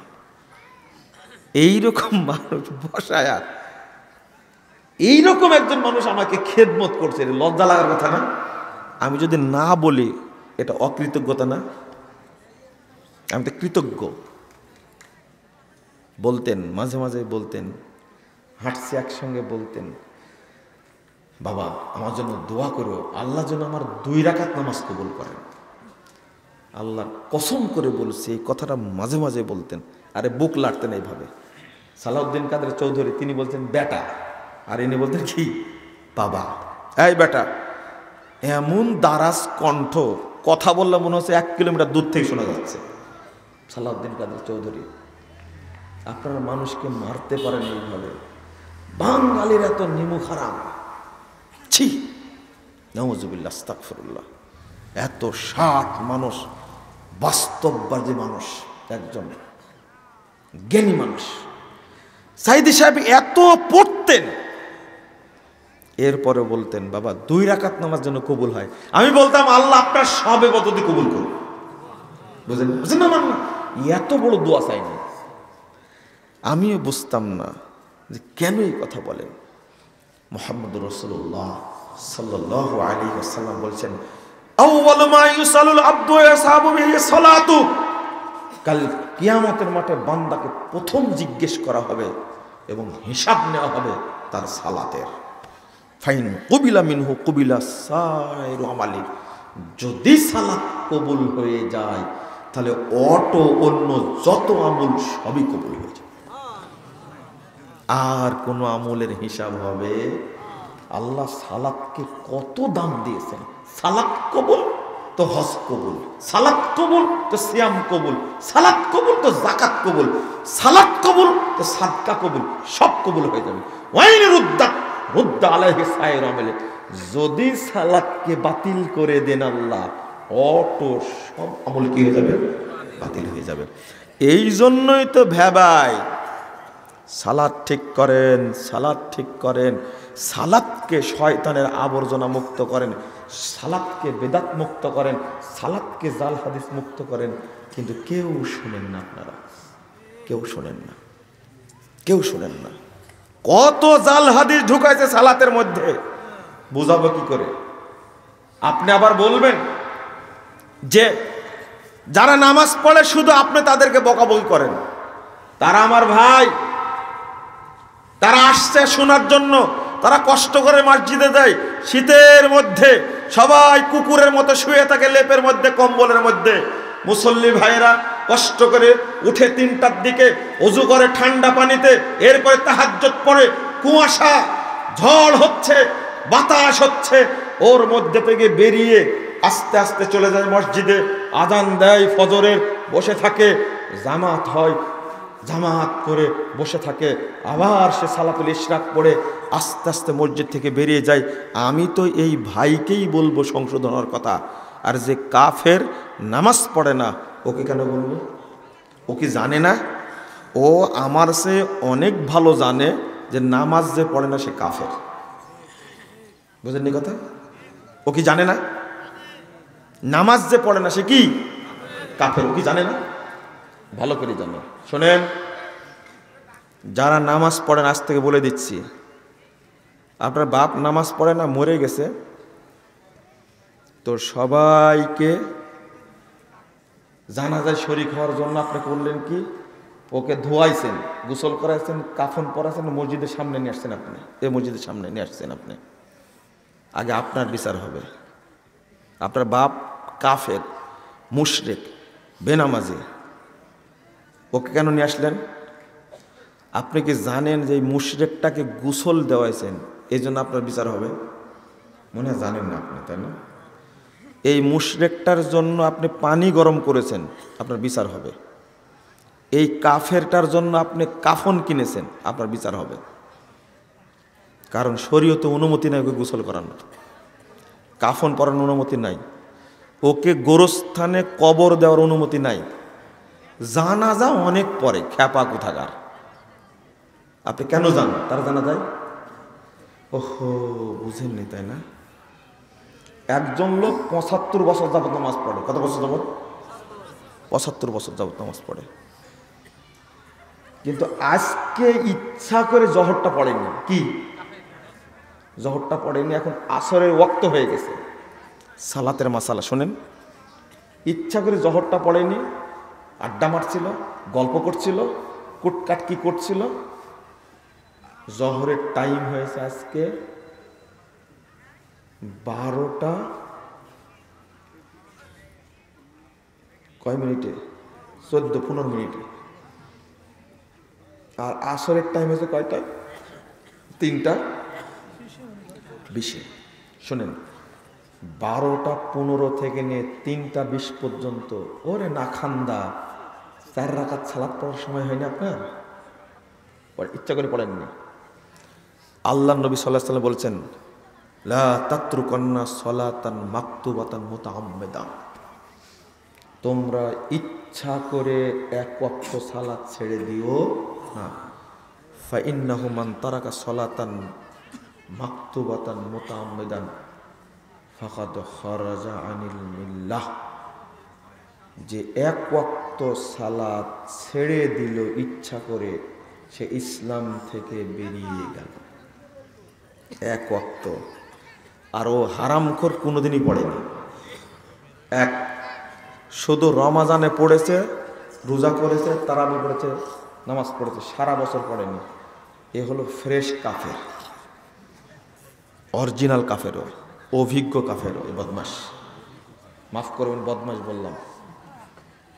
আল্লাহ কাফের বলেছেন, রাসূল কাফের বলেছেন, সাহাবীরা কাফের বলেছেন, তাবেঈরা কাফের বলেছেন, তাবেঈরা কাফের বলেছেন, আমরাও কাফের বললাম। ওকে অমুসলিম বলা যাবে না। কি বলতে হবে বলেন? কি বলতে হবে জোরে বলেন? কাফের। এখন বলবেন মাটি দেবেন কোথায়? খুব সুন্দর পথ, ওই দূরে মাঠের মধ্যে নিয়ে যাবেন। কুকুর মারা গেলে কি করেন? হ্যাঁ বলেন তো কি করেন? ধর, হ্যাঁ এই লোক মারছে। এই যে বুদ্ধি দেখেন, পায়ে আগে দড়ি বাঁধে, শেষরাতে সাথে নিয়ে যায়, যেখানে আবাদ চাষ করে না ওই জায়গায় কি করে, মাটি খুঁড়ে পুঁতে দেয়। সেম বেনামাজিকে এইরকম দূরে নিয়ে যেতে হবে, ওকে পুঁতে দিয়ে আসতে হবে, সমান করে দিয়ে আসতে হবে, কেউ যেন বুঝতে না পারে এখানে মরে আছে। কারণ কেউ দেখলে যে সালাম দেয়, কি দেয়? ওই সালাম কার জন্য? কাফেরের জন্য। দোয়া কি ভুলে গেছেন? আসসালামু আলাইকুম আহলাদ দিয়ার, কি তারপরে কি? মিনাল মুমিনিন ওয়াল মুসলিমিন। ওকে মুমিন, ওকে মুসলিম। এই জন্য গোরস্থানে কাফেরকে দাফন করা যাবে না। বারাকাল্লাহু ফিকুম, জাযাকুমুল্লাহ খাইরান।